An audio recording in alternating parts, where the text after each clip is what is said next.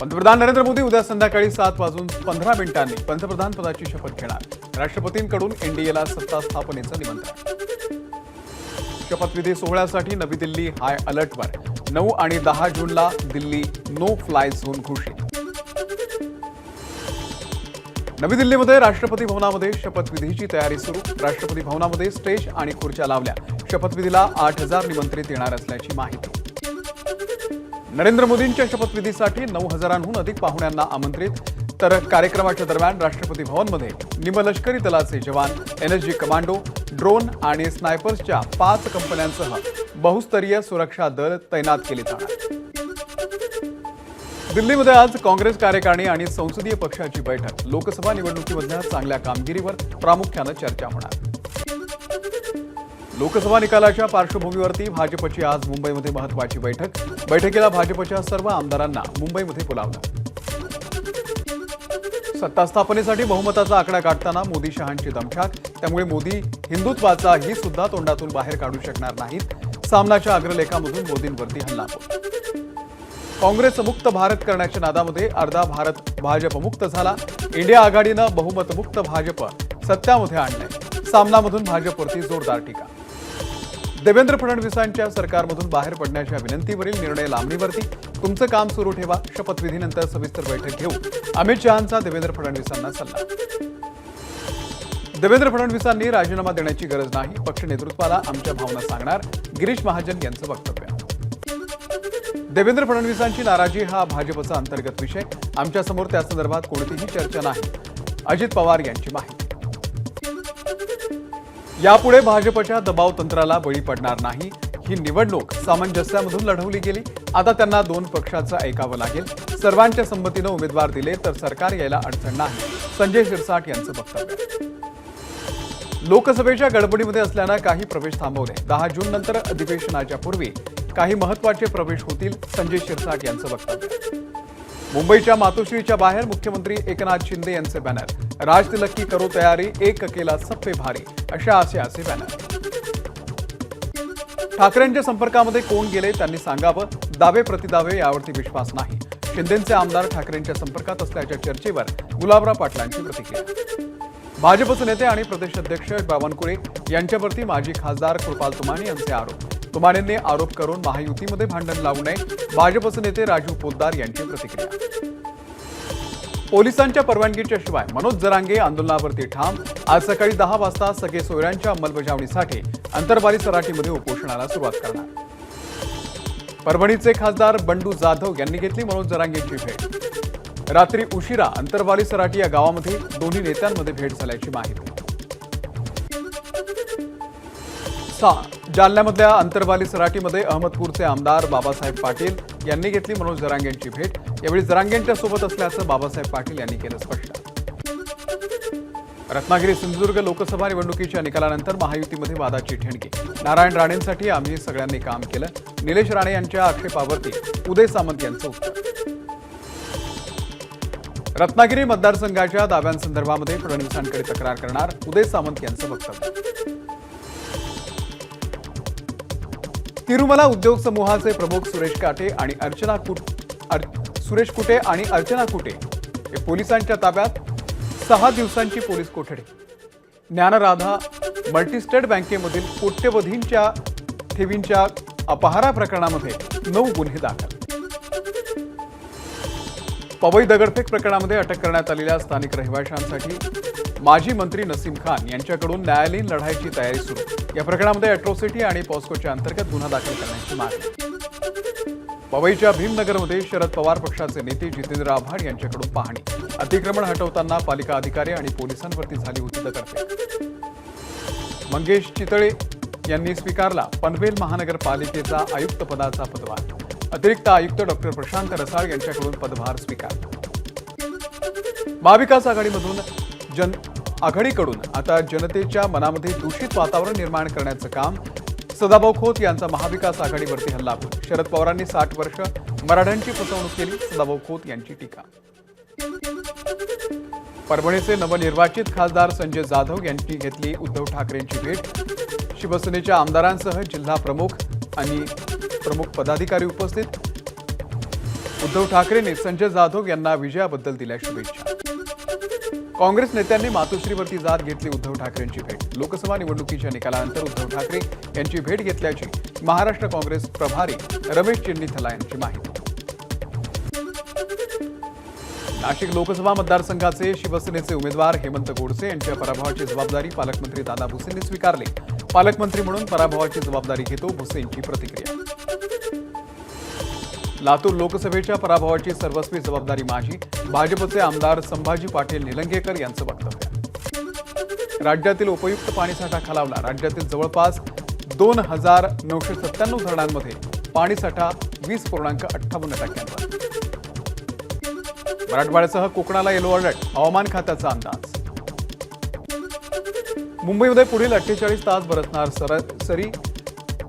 वेळेच्या आधीच मान्सून आल्यानं उष्णतेनं त्रासलेल्या जनतेला दिलासा मिळाला. नागपूरच्या नरखेड तालुक्यामध्ये पावसाचा कहर. मदना, थुगाव त्यासोबतच खैरगावमध्ये वादळी वाऱ्यांमुळे अनेक घरांवरची छतं उडाली तर झाडंही कोसळली. शेतकऱ्यांचं नुकसान. भिवंडी शहर आणि ग्रामीण भागामध्ये विजेच्या कडकडाटासह मुसळधार पाऊस. अनेक भागांमध्ये वीज पुरवठा खंडित. पालघरच्या अनेक भागात पावसाची हजेरी. पहाटेपासून पालघर, मनोर, डहाणू, वाडा, विक्रमगड या भागामध्ये पावसाची रिपरिप सुरू. सोलापूरमध्ये जोरदार पावसाची हजेरी. विजेच्या कडकडाटासह झालेल्या पावसामुळे अनेक भागातील वीज पुरवठा खंडित. गोंदियामध्ये वादळी वाऱ्यासह पावसाची हजेरी. उकाड्यापासून नागरिकांना दिलासा. पावसामुळे शेतीच्या कामांना वेग. परभणीमध्ये जोरदार पावसाची हजेरी. वादळी वारे आणि विजांच्या कडकडाटासह जोरदार पाऊस. हिंगोलीमध्ये वादळी वाऱ्यासह मुसळधार पावसाची हजेरी. वादळी वाऱ्यामुळे हिंगोली वाशिम महामार्गावरील होर्डिंग कोसळला. यामुळे एका बाजूची वाहतूक पूर्णपणे ठप्प. वाशिम जिल्ह्यामध्ये वादळी वारा आणि विजेच्या कडकडाटासह पाऊस. मृग नक्षत्राच्या मुहूर्तावरती पडलेल्या पावसामुळे खरीपाच्या पेरणीला वेग येणार. संपूर्ण महाबळेश्वर धुक्यानं व्यापलं. वातावरणाचा आनंद घेण्यासाठी पर्यटकांची मोठ्या प्रमाणात गर्दी. दाट धुक्यामुळे वाहतूक धीम्या गतीनं सुरू. सांगलीसह अनेक भागामध्ये मुसळधार पाऊस. नांद्रेजवळच्या नावरसवाडी इथे रस्त्यावरती पुलावरती पाणी आल्याची माहिती. त्यामुळे पलूस, भिलवडी या भागातून सांगलीकडे येणाऱ्या नागरिकांची मोठी अडचण. सोलापूरच्या सांगोल्यामध्ये अनेक ठिकाणी मुसळधार पाऊस. कडलास येथे अनेकांच्या घरामध्ये शिरलं पाणी. शेकापचे नेते बाबासाहेब देशमुख नागरिकांच्या मदतीला धावून आले. नागरिकांना पाणी काढण्यासाठी सुविधा उपलब्ध करून दिल्या. सातारा शहरामध्ये मुसळधार पाऊस. उकाड्यामुळे त्रस्त नागरिकांना पावसाचा दिलासा. मृग नक्षत्रामुळे परभणीच्या मासोळी बाजारामध्ये मोठी गर्दी. सुरमई, बोंबीलसह अन्य माशांना नागरिकांची पसंती. हिंगोलीमध्ये सोयाबीन बियाण्यांची विक्री 10,000 रुपये दरानं. मात्र सोयाबीनला फक्त 4,000 रुपयांचा भाव. खरीप हंगामाच्या पूर्वतयारीच्या अनुषंगानं कृषी मंत्री धनंजय मुंडेंची अधिकाऱ्यांसोबत बैठक. कृषी मंत्र्यांकडून राज्य शासनातर्फे 24 लाख क्विंटल बियाणांची मंजुरी. खरीप हंगाम पूर्व नियोजनाचा कृषी मंत्री धनंजय मुंडे यांनी मंत्रालयामध्ये घेतला आढावा. चढ्या भावानं विक्री, साठेबाजी, बोगस बियाण्यांसंदर्भात कारवाई न केल्यास अधिकाऱ्यांवरती कारवाईचा मुंडेंचा इशारा. नाशिक जिल्ह्यामधला पाणीसाठा 8.48%. जिल्ह्यातील 8 धरणांमध्ये 0% पाणीसाठा. शिक्षण संस्थेच्या सहशिक्षण विभागाच्या भोंगळ कारभाराच्या विरोधात नितीन कुमार सनेर या दिव्यांग शिक्षकाचं बेमुदत आंदोलन. सनेर यांचं मुख्याध्यापक पद मिळावं, थांबवण्यात आलेला पगार सुरू करावा या मागणीसाठी जळगाव जिल्हा परिषदेच्या समोर उपोषण. लातूरमध्ये कृषी विभागाचे 11 भरारी पथकं असतानाही बोगस बियाण्यांची विक्रीची शक्यता. नियम न पाळणाऱ्या कृषी सेवा केंद्र चालकांवरती कधी कारवाई होणार? शेतकऱ्यांचा कृषी विभागाला सवाल. वर्ध्याच्या सेलू तालुक्यातील हिवरा गावामध्ये सापडलेलं बिबट्याचं पिल्लू वनविभागाच्या स्वाधीन. शेतामध्ये बिबट्याचं पिल्लू सापडल्याची शेतकऱ्यांना वनविभागाला दिली होती माहिती. भंडाऱ्यामध्ये डीवायएसपी अशोक बागुल यांच्यावरती विनयभंगाचा गुन्हा दाखल. प्रियकाविरुद्ध तक्रार करण्यासाठी गेलेल्या तरुणीला शरीर सुखाची मागणी केल्याचा आरोप. सिंधुदुर्गच्या कणकवली आचरा मार्गावरती एसटीचा अपघात. एसटी चालक जखमी. सुदैवानं प्रवासी बचावले. एसटीचा स्टेअरिंग रॉड तुटल्यानं अपघात झाल्याची माहिती. शेतकऱ्यांकडून लाच घेणाऱ्या पोलीस उपनिरीक्षकासह पोलीस हवालदाराला एसीबीकडून अटक. बंधाऱ्यावरील झाड तोडण्याच्या कारणावरून भांडण झालेल्या गुन्ह्यामध्ये अटक न करण्यासाठी केली होती 25,000 रुपयांच्या लाचेची मागणी. चाकूर पोलिसांमध्ये गुन्हा दाखल. वाशिमच्या रिसोड डोणगाव या राज्यमार्गाची दयनीय अवस्था। मार्गावरती खड्डे पडल्यामुळे वाहन चालकांना प्रवास करणं कठीण। हा मार्ग तात्काळ दुरुस्त करण्याची नागरिकांची मागणी। पीक कर्जासाठी जिल्हा मध्यवर्ती बँकेसह जिल्हाधिकारी कार्यालयावरती शिवसेनेची धडक मोहीम। मान्सूनच्या पावसाची चाहूल लागलेली असताना यवतमाळ जिल्ह्यातील 60% शेतकरी अद्यापही पीक कर्जापासून वंचित। नागपूर जिल्हा आणि सत्र न्यायालय परिसरामध्ये एका आरोपीचा आत्महत्येचा प्रयत्न। आरोपीनं विषारी औषध घेतल्याचा पोलिसांना संशय। मात्र कोर्ट परिसरामध्ये आरोपीला विषारी औषध कोणी दिलं याचा शोध सुरू। जळगाव जिल्ह्यामधल्या 4 विद्यार्थ्यांचा रशियामध्ये नदीमध्ये बुडून मृत्यू। हे विद्यार्थी रशियामध्ये वैद्यकीय शिक्षण घेत असल्याची माहिती। हिंगोलीमध्ये उंटाची वाहतूक करणाऱ्या आयशर चालकासह वाहन पोलिसांच्या ताब्यात। आयशरमध्ये 16 उंट कत्तलीसाठी घेऊन जात असल्याची पोलिसांना माहिती। धुळे शहरामध्ये बेकायदेशीर आणि अनधिकृत होर्डिंग आणि बॅनर काढण्याची मोहीम सुरू। महानगरपालिकेचे आयुक्त आणि प्रशासक अमिता दगडे पाटील यांचे आदेश। सातारा जिल्ह्यातील कुसगावच्या परिसरामध्ये डोंगर क्रशिंगला दिलेली परवानगी रद्द करावी, ग्रामस्थांची मागणी। वाईमधील गणपती मंदिराच्या बाहेर असलेल्या नदीकाठी नागरिकांनी पाण्यामध्ये उभं राहून केला आंदोलन। सोलापूर जिल्हा परिषदेच्या शाळेतील विद्यार्थ्यांना यंदाच्या वर्षीही पहिल्या दिवशी गणवेश मिळण्याची शक्यता कमी। राज्य शासनाकडून गणवेशाचं कापड अजूनही आलेलं नाही। भाजपचे अनिल बोरनारे यांनी मुंबई शिक्षक मतदारसंघाचा अपक्ष म्हणून दाखल केला उमेदवारी अर्ज। अनिल बोरनारे हे भाजप प्रदेश कार्यकारिणीचे निमंत्रित सदस्य। नाशिकमध्ये शिक्षक मतदारसंघासाठी अर्ज भरताना राडा। अपक्ष उमेदवार किशोर दराडे यांना महायुतीच्या किशोर दराडे यांना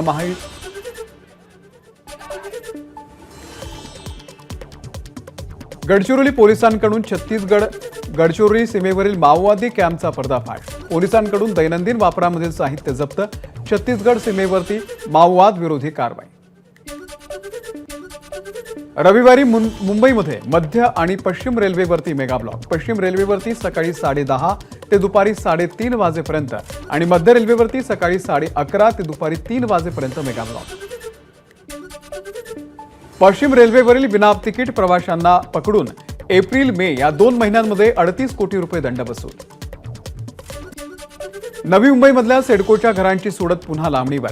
पदवीधर मतदारसंघ निवडणुकीच्या आचारसंहितेचा फटका। 5 जुलैनंतर ही सोडत जाहीर होण्याची शक्यता। मुंबईकर प्रवाशांची मेट्रो 2 आणि 7 ला पसंती। मार्गिका सुरू झाल्यापासून एका दिवसामध्ये 2,60,471 प्रवाशांनी केला प्रवास। वंदे भारत एक्सप्रेसचा वेग मंदावला। प्रति ताशी सरासरी 84.48 किलोमीटरवरून आता 76 किलोमीटरवरती हा प्रवास होणार, रेल्वे मंत्रालयाची माहिती। मुंबईमध्ये शेअर मार्केट परिसरामध्ये काँग्रेसचं आंदोलन। मात्र आंदोलनाच्या पूर्वीच पोलिसांनी 7 ते 8 आंदोलकांना घेतलं ताब्यात। लोकसभेच्या निकालाच्या दिवशी शेअर बाजारात घसरण झाल्याचा परिणाम। केंद्र सरकार आणि सेबीनं लोकसभा निकालानंतर शेअर मार्केटला आणि गुंतवणूकदारांना झालेल्या नुकसानासंदर्भात अहवाल सादर करावा। सुप्रीम कोर्टामध्ये याचिका दाखल। शासन आदेशानंतरही मुंबईमधील 65% बार आणि मद्य दुकानांना देवता आणि राष्ट्रपुरुषांची नावं। राज्य उत्पादन शुल्क विभागाकडून शासन आदेशच मागे घेण्यासाठी शिफारस। अधिकाऱ्यांवरती कारवाई करा, हिंदू जनजागृती समितीची मागणी। मोहाली पोलिसांनी अभिनेत्री आणि खासदार कंगना रनौतला मारहाण करणाऱ्या CISF जवान कुलविंदर कौरवरती गुन्हा केला दाखल। मुंबईमध्ये झालेल्या राज्यस्तरीय पॉवर लिफ्टिंग स्पर्धेमध्ये कादंबरी राऊतनं पटकावलं सुवर्णपदक। पंजाबमध्ये 16 जून रोजी होणाऱ्या नॅशनल स्पर्धेसाठी कादंबरी राऊतची निवड। मागच्या काही दिवसांपासून पुण्यातील हॉटेल हयात रिजन्सीमध्ये कामगारांची व्यवस्थापकाकडून पिळवणूक। कामगार सेनेकडून आंदोलन केल्यानंतर व्यवस्थापकांसोबत चर्चा करून सर्व मागण्या मान्य। इनाडू आणि रामोजी फिल्म सिटीचे संस्थापक रामोजी राव यांचं निधन। हैदराबादच्या स्टार रुग्णालयामध्ये रामोजी राव यांनी घेतला अखेरचा श्वास। एका सामान्य कुटुंबातील असामान्य कर्तृत्व गाजवणाऱ्या रामोजी राव यांच्या निधनानं दुःख झालंय।